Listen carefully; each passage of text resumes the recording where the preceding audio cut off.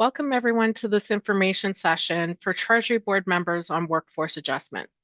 My name is Lori Walton. I am a PSAC regional representative from the Halifax office. Wherever you live in this country, the land under your feet is stolen land. As we begin this workforce adjustment training, we acknowledge that we are on unceded and stolen land of Indigenous peoples across this country. Indigenous peoples continue to steward and defend these lands despite generations of colonial policies of displacement and assimilation. As workers, we know that solidarity is strongest when no one is left behind. Our fight for fairness in the workplace is inseparable from the fight for justice, dignity, and self-determination for Indigenous peoples. We invite everyone to take a moment to not only reflect on the Indigenous nations whose land you live and work on, but also to commit on concrete actions that honor these nations and their rights. The Public Service Alliance of Canada recognizes that we are a settler organization with obligations to Indigenous members, staff, and communities. Indigenous peoples have long understood the power of collective truth shown through treaties built on care and respect. These same principles guide the collective agreements that we defend today. Job loss and inadequate workforce adjustment processes negatively impact all workers. Unity in the fight for workers' rights and Indigenous rights builds a foundation for a just and equitable future.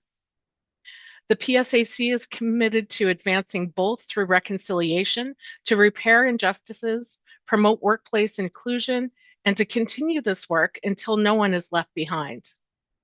Upholding First Nations, Inuit, and Métis peoples and maintaining strong public services are inseparable commitments. The defense of robust language and collective agreements directly supports Indigenous workers, advances reconciliation, and safeguards the critical services that Indigenous communities rely on. When we fight for workers' rights and Indigenous rights side by side, we build a stronger and more just future. This session is being recorded so you can access it on your own time, convenient to you. It is meant to be an overview of the workforce adjustment process and roles and responsibilities. The purpose of this session is to educate as many members as we can on the workforce adjustment appendix, so you have a basic understanding of the process and of your rights. We know that many of you have very specific questions that are unique to your personal situations. Those questions will be best asked of your workplace management and your local executive teams. By the end of this webinar, you should be able to review the workforce adjustment provisions under the Treasury Board Workforce Adjustment Appendix of your collective agreement and discuss the application in workplace situations. You should be able to identify key rights and obligations of the parties to the Workforce Adjustment Appendix, and you should be able to identify and share resources and tools available to members affected by workforce adjustment. We'll touch base on what it means to be affected and what the guarantee of a reasonable job offer is, what options are, and what is alternation. During this session, you will see that we will touch on a history of the cuts in the federal public service. We'll review the workforce adjustment appendix. We'll go over your rights and obligations of the parties involved. We'll take a look at the workforce adjustment flowchart review. We'll check out some of the resources and tools that are available to members, and then we will close the session. This workshop has been adapted to fit in this webinar format. Harassment in all of its forms detracts from our common purpose and weakens our union. Let each one of us, as we work together on the important task at hand, teach each other with respect and dignity. PSAC's statement on harassment is in effect for all PSAC events, including this one. As many of you know, this isn't the first time the federal government has cut positions and/or funding for the federal public service. Let's take a few minutes to track some of the key milestones in the history of workforce adjustment in the federal public service. By doing this, we can learn from the past and plan for the future. We're going to be looking at events in history of the federal public service where the government chose austerity and cuts. As these milestones are being presented to us, reflect on what you were doing at that time in history. Think about how PSAC or other labor and social justice movements responded to some of the government austerity measures and how it impacted workers, the workplace, families, communities, and so forth. In 1985, the workforce adjustment was first negotiated. PSAC negotiates a workforce adjustment agreement with the federal government for the very first time. In 1991, PSAC organizes Canada's largest single union national strike in response to Mulroney's decision to freeze wages for the entire public service sector. The strike enables PSAC to negotiate the new Workforce Adjustment Directive for permanent employees. The directive is adopted by the National Joint Council and applied to all public service unions. It is separate from the collective agreement, and it guarantees reasonable job offers for all affected employees. In 1995, the Liberal government freezes public service wages and Treasury Board suspends the Workforce Adjustment Directive. The 1995 budget announces 45,000 job cuts in the public service over the following 3 years. In 1998, negotiation of the Workforce Adjustment Agreement restores protections for employees affected by job cuts and ensures mitigation measures and a more equitable transition for public service workers. It is the first time we've negotiated it into our contracts. In 2012, there was massive cuts in the federal job sector. The Deficit Reduction Action Plan, or DRAP, affected 1 out of 7 federal public service workers government-wide. 26,000 jobs were eliminated. This time, the workforce adjustment was in place, but the cuts were so substantial that the system was overwhelmed, leaving employees once again in limbo with no real guarantees. In 2016, we negotiated some major changes to the Workforce Adjustment Appendix. These changes were based on the PSAC's experiences of DRAP and are the most significant improvements since PSAC negotiated the inclusion of the Workforce Adjustment Appendix in its collective agreements in 1998. In 2023-24, there was the Refocusing Government Spending Initiative.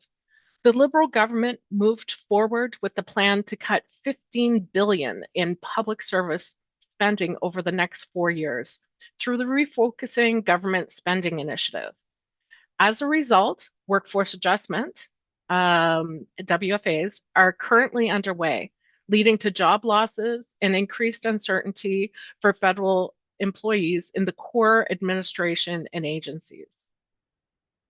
2025, proposed cuts will be phased in, 7.5% for the 26-27 fiscal year, up to 2.5% more in the second year, and up to 5% more in the 2028-29 fiscal year, for a total of 15% over 3 years.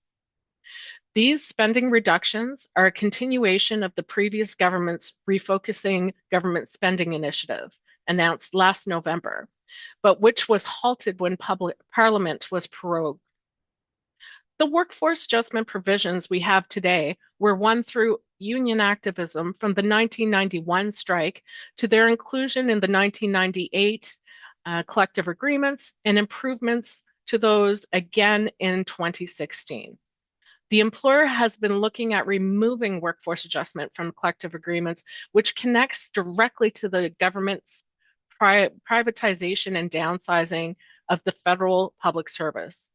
These protections exist because members mobilized, and without continued activism, they would be lost. That is why it's critical that we stay engaged, organized, and ready to defend and strengthen these rights. You'll be able to see on this screen the different appendixes in the collective agreements where you can find your workforce adjustment information. As noted in the history exercise, workforce adjustments provisions were negotiated into our collective agreements in 1998. Enshrining clauses like this in our collective agreements makes it more difficult for the government of the day to suspend these provisions by law as they've done in the past. There are many resources that assist and support members who are affected by workforce adjustment. We'll get a chance to look at those resources more closely later in this session. But first, we're going to focus primarily on what is in your collective agreement. I encourage you all to take a look at your workforce adjustment appendix in your collective agreement as we're going through these slides and see where you can find some of the information that we're presenting in this session. The definition of workforce adjustment is a situation that occurs when a deputy head decides that the services of one or more indeterminate employees will no longer be required beyond a specific date because of a lack of work, the discontinuance of a function, a relocation in which the employee does not wish to relocate, or an alternative delivery initiative. According to that definition, there are 4 circumstances that would trigger a workforce adjustment situation: a lack of work, the discontinuance of a function, a relocation of a work unit in which the employee does not wish to participate, or an alternate delivery initiative, including the services being transferred to another level of government, a public-private partnership, or P3, or contracting out your work and privatization of that work. The Treasury Board Workforce Adjustment Appendix is organized around key decision points. It's comprised of a general section that outlines objectives and definitions, followed by 7 parts and 3 annexes. Part 1 is the roles and responsibilities for Treasury Board departments or organizations and employees. Part 2 is the process for Treasury Board departments or organizations to notify the union. Part 3 is the process that the employer must follow when there's a relocation of a work unit. Part 4 is the employer's obligations to provide retraining opportunities for affected, surplus, and laid off employees. Part 5 is salary protection when employees are appointed to a lower level position as a result of workforce adjustment. Part 6 covers choices that members need to make if they are not provided with a guarantee of a reasonable job offer. And Part 7 are special provisions regarding the alternate delivery initiatives, ADI, where work is being devolved or contracted out to an organization outside of the core public service. It has unique obligations that are in most cases separate from those that are found in parts 1 through 6, unless otherwise specified. You'll also find 3 appendixes within your workforce adjustment appendix. Annex A is the statement of pension principles for Part 7 under alternate delivery initiatives. Annex B is the chart that outlines the number of weeks of transition support measure available to opting employees based on your years of service for those who choose option B or C. And Annex C is a chart that outlines the role of the Public Service Commission in administrating surplus and layoff priority entitlements. You will find the purpose of the workforce adjustment provisions in your collective agreement under objectives. The purpose is to maximize employment opportunities for indeterminate employees affected by workforce adjustment situations. The workforce adjustment provisions apply to all indeterminate employees represented by PSAC and working for the core public service. Where do you find out how members are notified of their status? You'll find that under Part 1, Roles and Responsibilities, more specifically 1.15. How members are notified. The deputy head shall advise the employee in writing.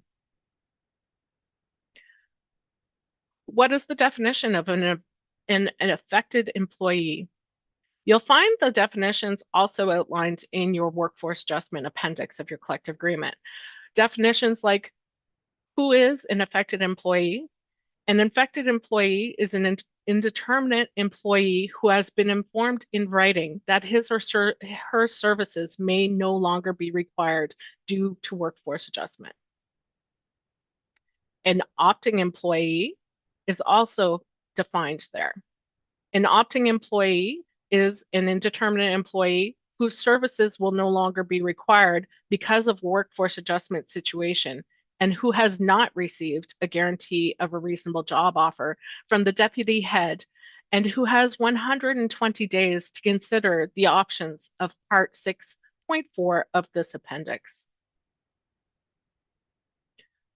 The definition of a surplus employee is an indeterminate employee who has been formally declared surplus in writing by his or her deputy head. Now that we have a good overview of what is in the workforce adjustment appendix and how to navigate it, let's look more closely at some of the provisions therein.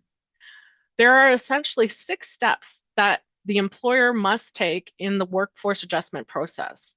In each step, the collective agreement outlines entitlements and obligations of the parties. We're now going to look at each of the steps in further detail. The process begins with the employer when he provides formal notice to the union that a workforce adjustment situation exists. This is crucial as it triggers consultation with the union. The goal is transparency that ensures that the union has an opportunity to represent its members early in the process. Step 2 is the employer provides notice to the affected employees. Step 3, the employer initiates a voluntary departure program as needed. Step 4 is the selection of employees for retention or layoff, or SURLO as it's commonly referred to. Step 5 is to give options. And step 6 is layoffs and reappointments. We'll go into each one of these steps a little more deeply. Notice of workforce adjustment. When does it occur? When a department or organization decides that one or more positions are no longer needed. The employer informs PSAC at least 2 days ahead of time.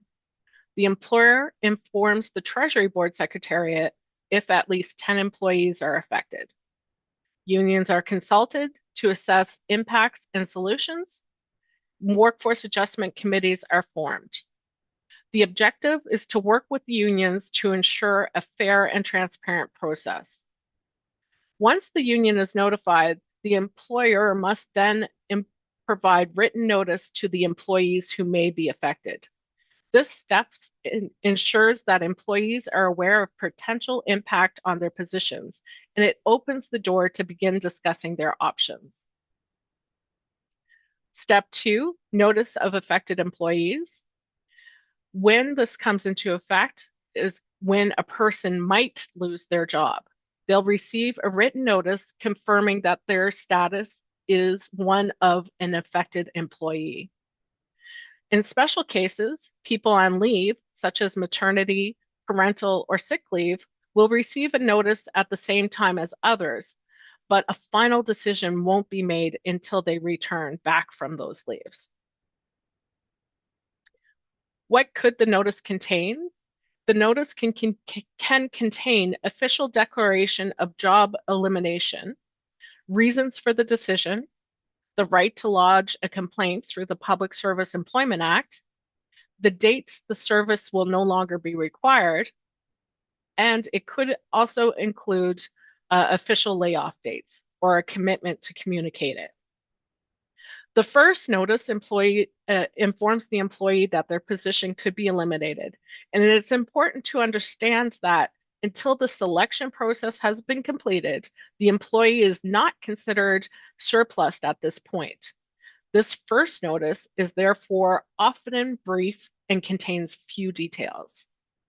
A department must establish a voluntary departure program, VDP, for all workforce adjustment situations involving 5 or more affected employees working at the same group and level and in the same work unit.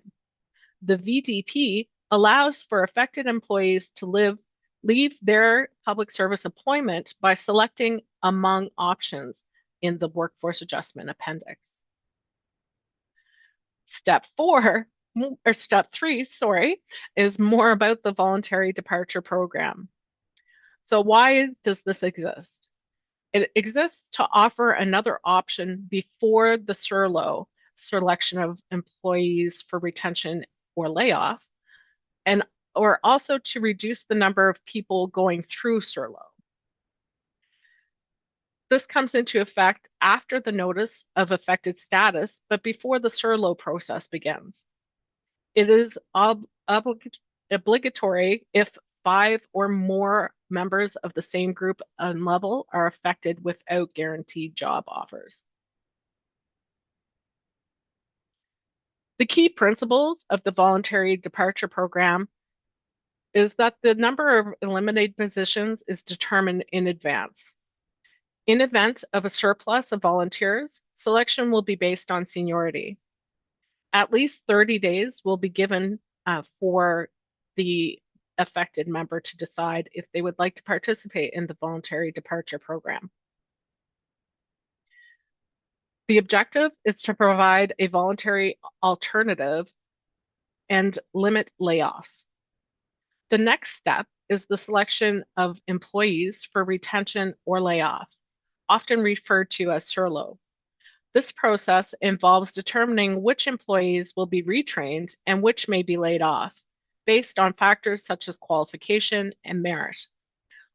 The SURLO process kicks in if the voluntary departure program does not eliminate all surplus positions.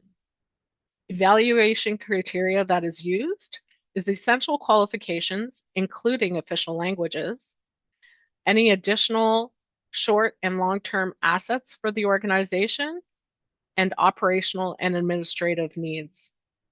SURLO is not an appointment process. The criteria may differ from a staffing competition. The objective is to determine who will retain their position and who will be laid off. Now, there's some key concerns that we have with the SURLO process. It can be unreasonable and that it's up to management's discretion. There can be a lack of transparency and accountability.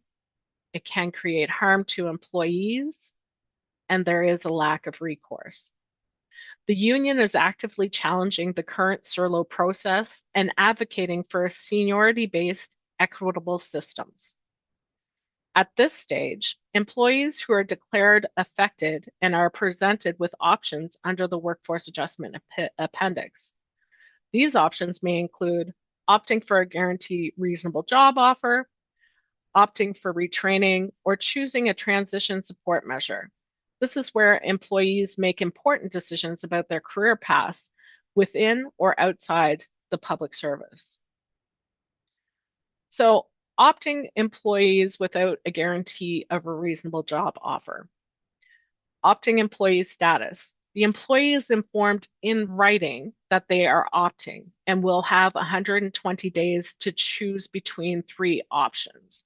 So again, you will receive a notice that you are affected in writing, but will not be deemed opting or surplus until you receive that second letter, as referred to on this slide. If no choice is made between the three options, within the 120 days, option A is automatically applied by default. The options that are available for employees without a guarantee of a reasonable job offer are option A, surplus employee. The employee receives priority hiring status for a period of 12 months, plus the remaining portion of the 120-day reflection period, for a possible total of 16 months. Option B is the transition support measure, or the TSM. So this is voluntary departure in exchange for a cash payment based on your years of service. Option C is an educational allowance, which is the transition support measure plus up to $17,000 to pay for training with a possibility of unpaid leave for 2 years. To go into further detail on each of the options, option A is a surplus employee without priority status. So this gives you priority hiring, 12 months up to 16th, with what is left of your 120-day reflection period, to find a position within the public sector, priority hiring without competition or challenge. If no reasonable position is offered after 12 months, the employee is laid off in accordance with the Public Service Employment Act. Other possibilities are early departure, an early resignation with a payment worth up to 6 months of pay, departmental engagement, support to find a job in the employee's preferred area of mobility. So the objective of this is to maximize the odds of reinstatement in the public sector.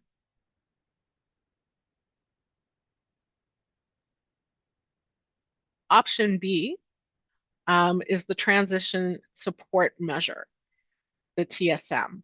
It essentially is a voluntary departure with a cash payment that's based on severance paid on years of service. Example, 10 years is worth 40 weeks of pay. You can find that in Annex B under your workforce adjustment appendix.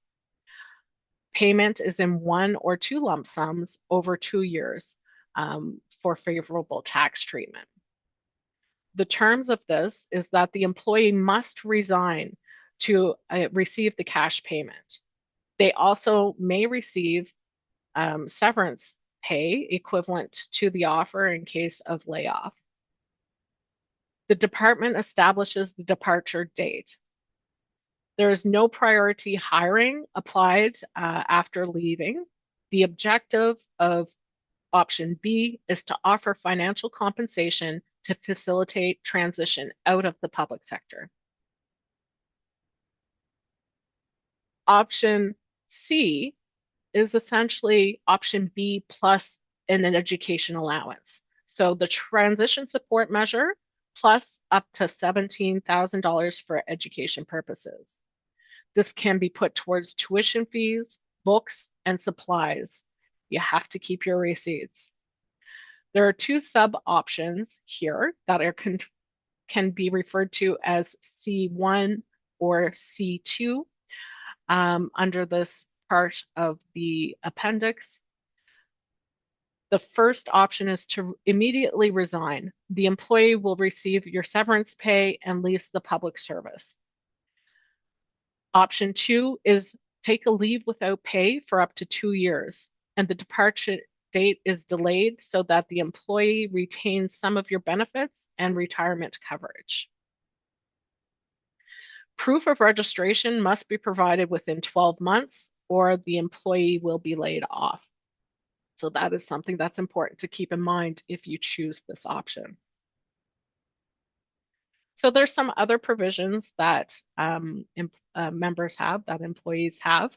It's $1,200 available for counseling. That's career reorientation or financial planning to all opting employees.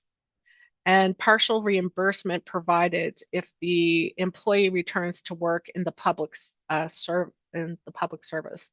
So tuition fees and supplies would not be included under that. In summary, employees have three options. Option A, priority hiring to stay within the public sector. Option B is severance pay to transition out of the public sector. Option 3C, is financial support for career reorientation with studies. Each employee should choose based on your personal and professional situation. The final step includes layoffs and reemployments. Employees who cannot be placed in another position may be laid off, but they also have the rights to priority appointment should opportunities arise in the future. This ensures that even in the case of job loss, affected employees retain certain protections. Step 6 is layoffs, understanding surplus status. So there's two possible processes.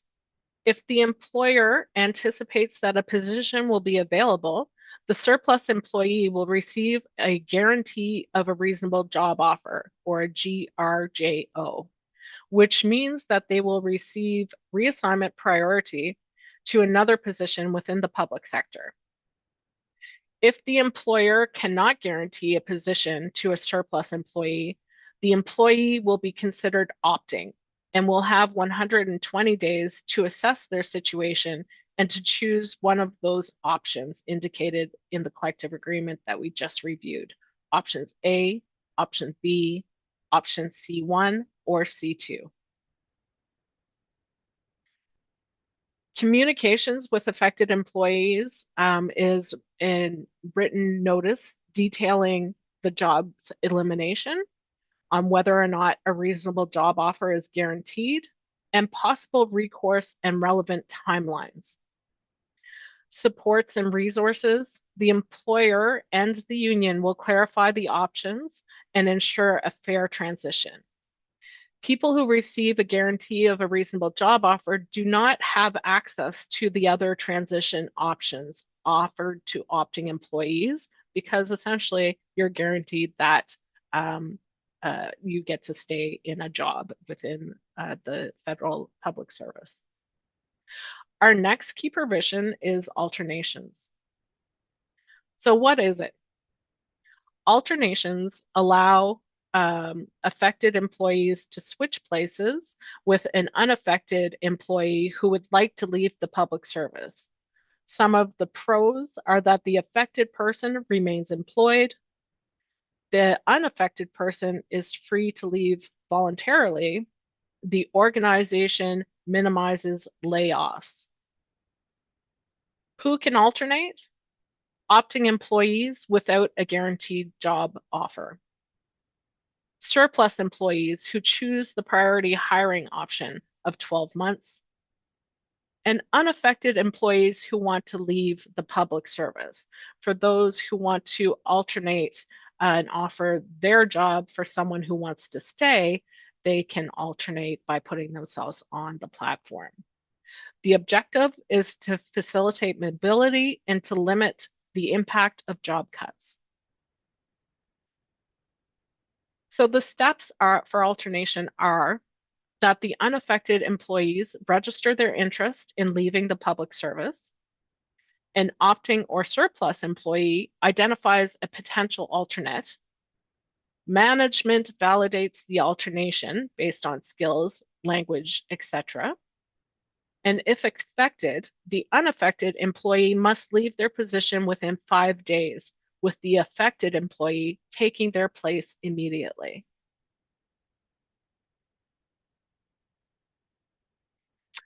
Another key provision is the pension waiver.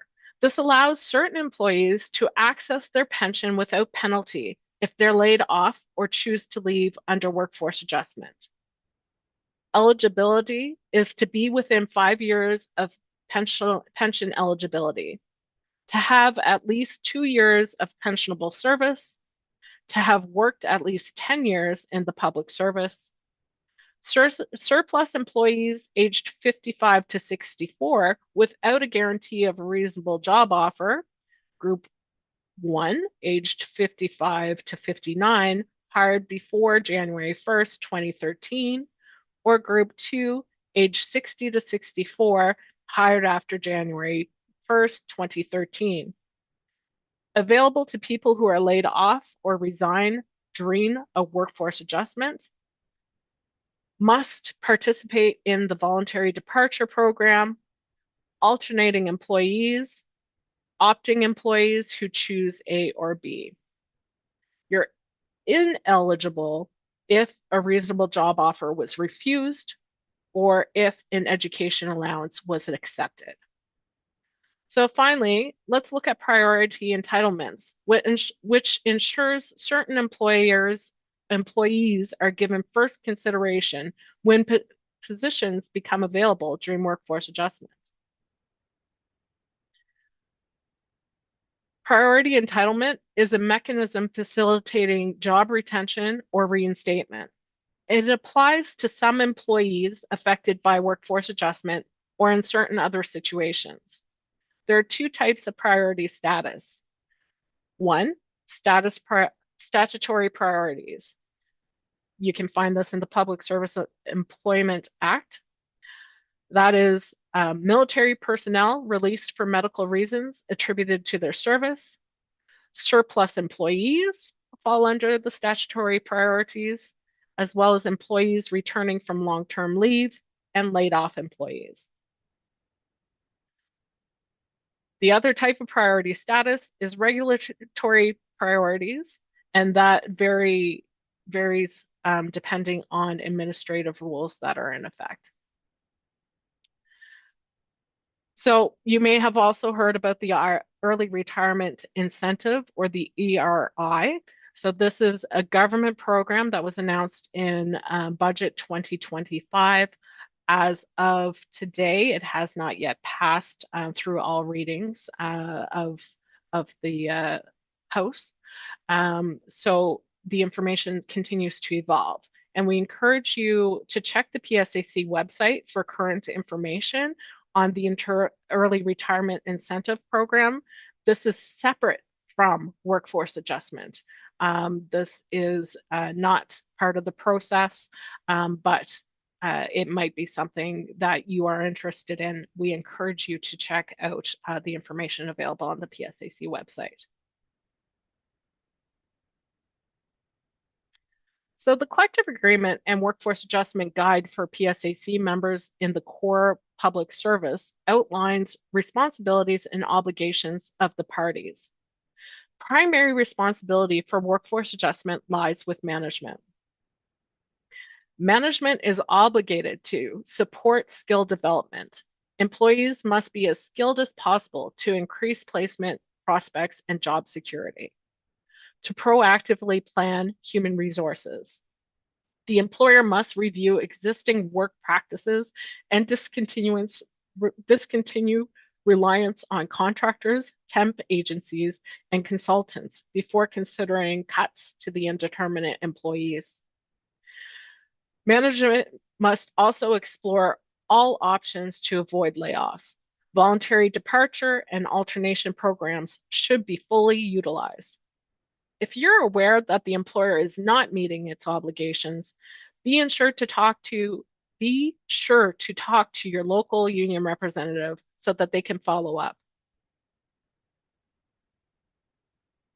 Treasury Board departments and organizations have a range of responsibilities under the Workforce Adjustment Appendix, including to advise and consult with the union as soon as possible, to maximize employment opportunities for indeterminate employees, when possible, to provide alternative employment opportunities and give employees every reasonable opportunity to continue their careers in the public service, to treat employees equitably, to establish joint workforce adjustment committees, to review the use of consultants, contractors, temp agencies, term employees, and all other non-indeterminate employees, and where practical, avoid re-engaging them to facilitate the appointment of surplus or laid-off employees.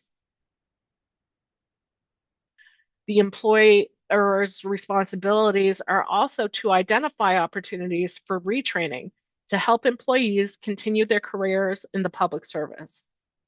to notify employees in writing about their status and any changes to it, to establish voluntary departure programs for all workforce adjustment situations involving 5 or more affected employees working at the same group, level, and work unit, to maximize employment opportunities and prioritize internal placements, and to assign a counselor to all affected employees who have not secured indeterminate employment.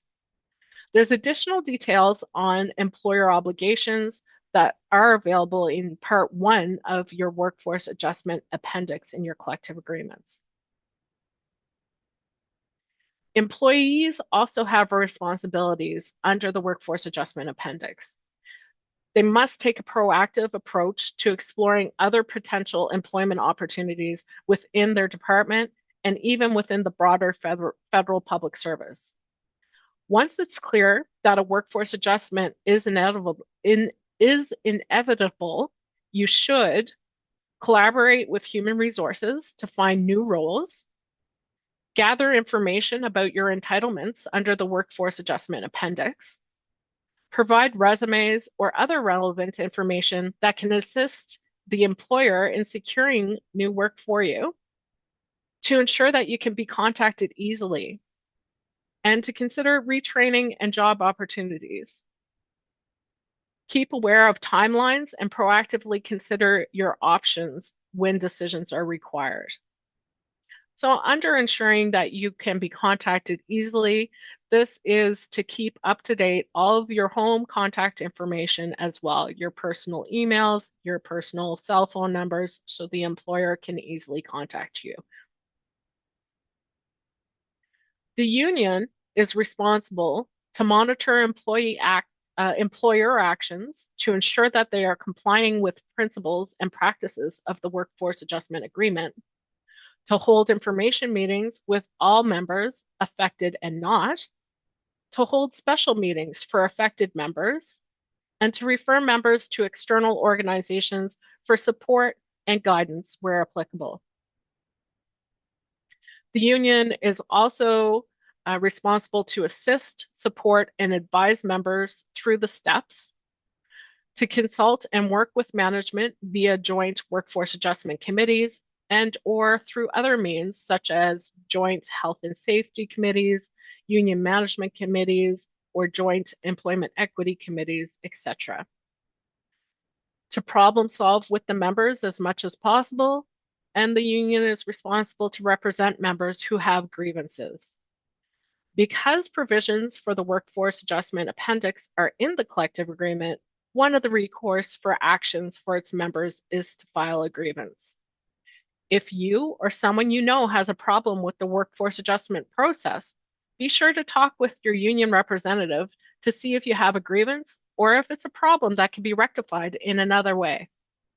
We strongly encourage members to find out who your local executive representatives are in the workplace. You can check in with your local. You can find the most of the contact information on your component national web pages. If you cannot find that contact information, please reach out to your local PSAC office and they can connect you with your local representatives. So there are two outcomes when a person gets surplus priority status. They can accept a reasonable job offer or they can refuse a reasonable job offer. We're going to review these scenarios. If you receive a notice that you are affected, this does not necessarily mean that you will become surplus or need to change jobs. It is a notice that your position is affected and there could be further action. There could be enough people who participate in the voluntary departure program at this point that no further job cuts would be required, or you could receive a guarantee reasonable job offer or be declared surplus. There are two things that can happen when a person gets surplus priority status. You can be given a GRJO or you can be declared surplus. If you receive a guarantee of a reasonable job offer, GRJO, you can accept it or you can refuse it. If you accept the offer, you move into the new position. It keeps your salary, even if it's a lower level position, and you may receive some retraining.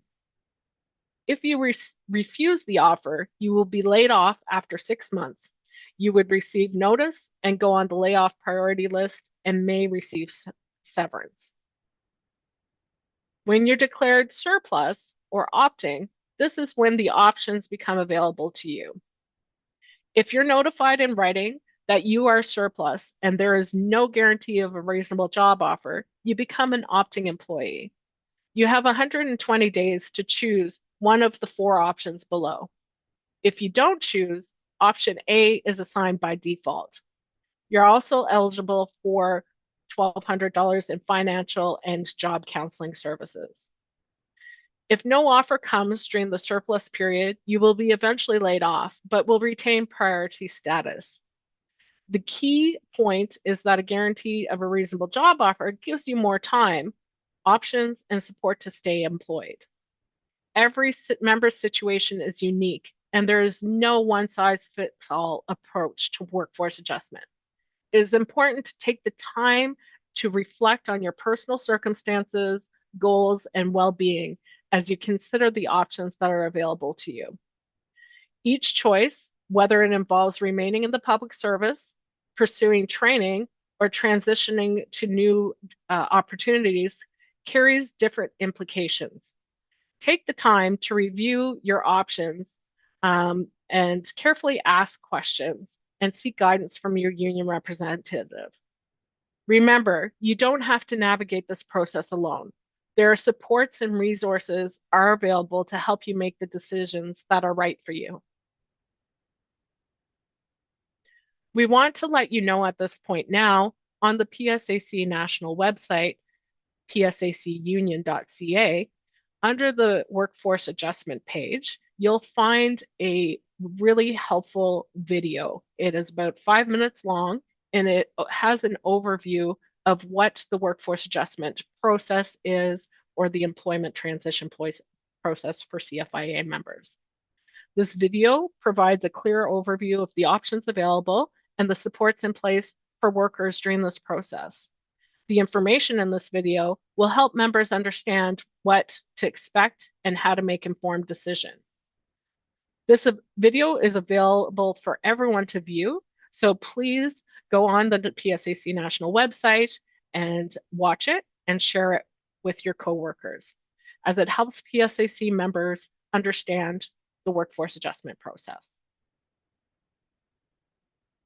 As stated previously, workforce adjustment is a top priority for the PSAC. This means that your union is putting a lot of effort and resources into making sure that you have the support you need. Whether it's clear information, education, or advocacy, we're here to help you understand the process and to stand with you every step of the way. To use these resources to the fullest, you need to be familiar with where to find them and what exists. Again, going to the PSAC national website, psacunion.ca, and selecting the workforce adjustment pages, you will be able to find the resources that are available to you, which I'll review. So when you go on to the page, you'll see at the top of above the getting started, you'll find the video I referred to on the previous slide. And then you'll see things such as the member guide that helps members navigate the workforce adjustment process, affected checklist, which is step-by-step guidance for members who receive an affected notice. You'll find information on alternation, and this will connect members to the different alternation platforms, and frequently asked questions you will find in this section as well. I would like to point out that the frequently asked questions is an excellent resource, and it is updated as new questions come in or clarifications are needed. The PSAC team nationally is continually updating and reviewing the information that is provided under the FAQ. Towards the bottom of that page, You'll see that there is a cuts tracker that will find information on cuts that have taken place. You can find the workforce adjustment flow chart, which looks like this. And we reviewed the different parts of that that you can have and print out and keep on your cubicle wall to help you understand the process. You will see that you will be able to find the workforce adjustment appendixes for your collective agreements. There's a glossary of terms, and you can also find that there is information now for term employees' rights. As mentioned throughout this presentation, workforce adjustment is for indeterminate employees, but term employees fall under PSAC.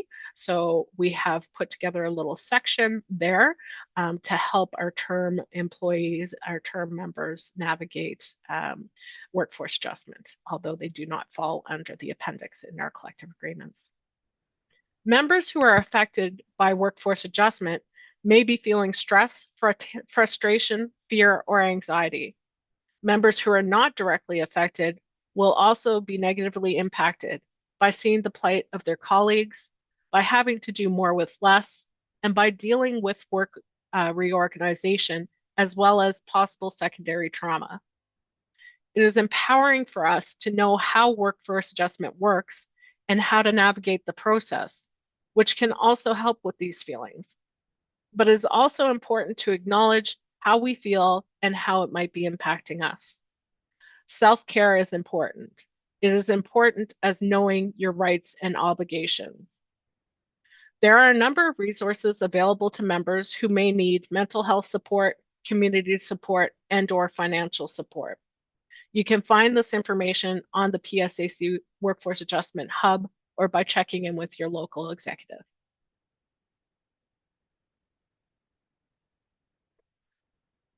This session was about understanding the process and knowing that you're not alone. We all have a role in supporting one another through change. Thank you for being part of this workshop.